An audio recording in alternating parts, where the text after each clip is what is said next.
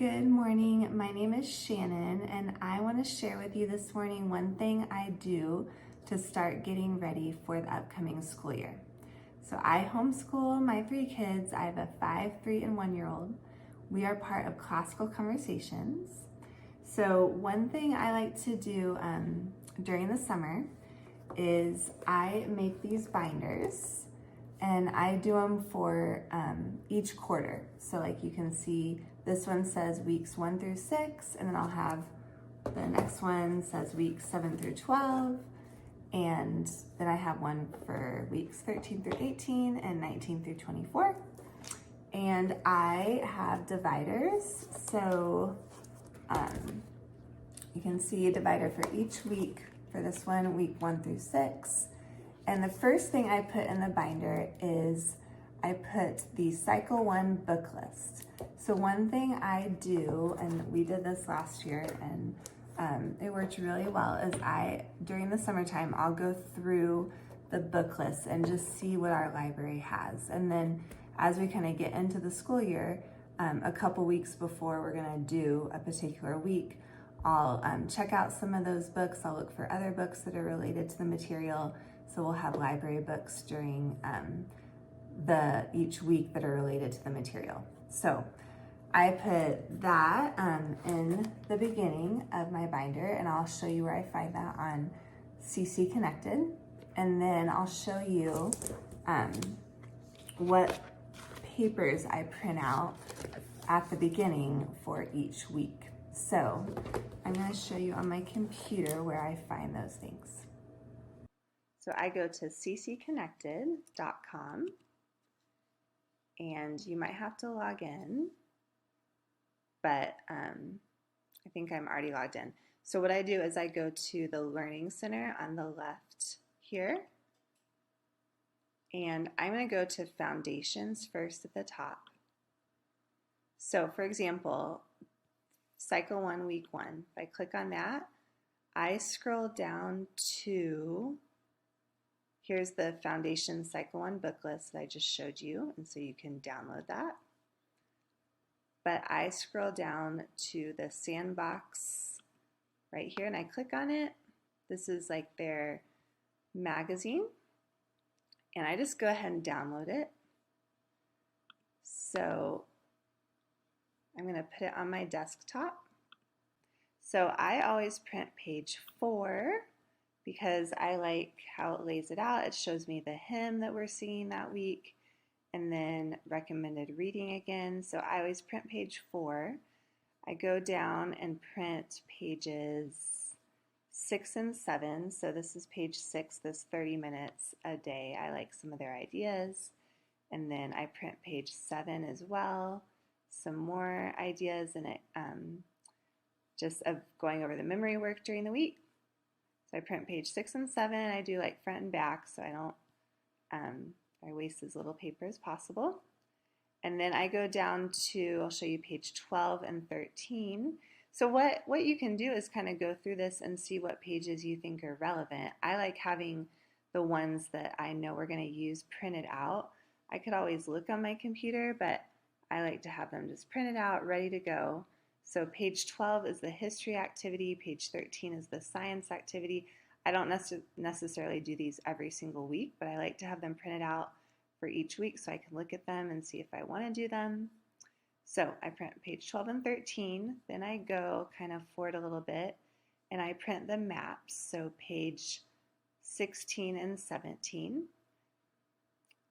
So we can look at them at least, label some things, color them a little bit. Again, some weeks I use them, some weeks I don't, but I like to print them and have them ready. And last year I did this all ahead of time, and I was so thankful because there's enough to do during the school year. So if you can prep some in the summer, it just makes it a lot easier. So I'm scrolling down quite a bit. My kids are pretty little, like I said, 5, 3, and 1. And so a lot of this we're not doing yet. But I do like to print page 33. This might be a different page for each week for the magazine, but this is the science and the experiment that we'll be doing in our school group time, and since I tutor, I like to just have it printed out. So I'll print page 33, 34, and I like this Y with Miss Wizzle, so I'll print 35. So and I like,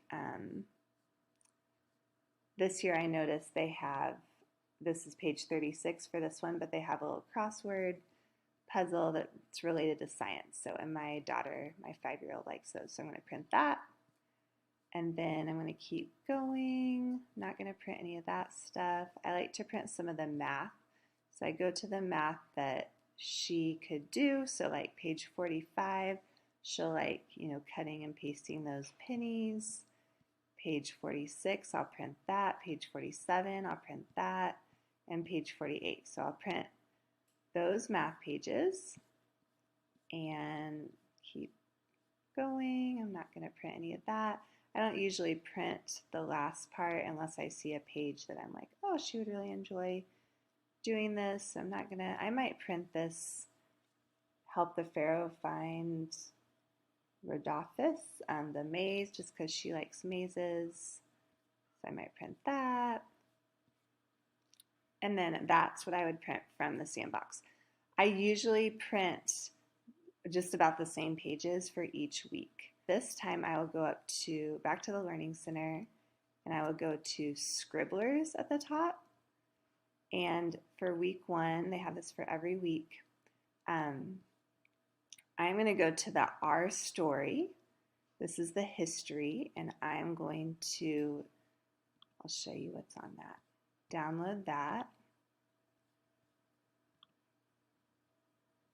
So for this, I print the whole thing. So it has a little explanation of the history, and then it has a coloring page. And so I'll show you in a minute. Last year we made a kind of a decoration on our wall of all the different coloring pages for every week for the 24 weeks. So I like to have my daughter color, and my 3-year-old, both of them, color the coloring page. So I'll print that. And so that's the history. And then if you go back, I'm also going to print the science coloring sheet from Scribblers. So you can see what that looks like a little bit. Download that. So I print that for each week. And then one more thing from Scribblers, I print the Take a Look.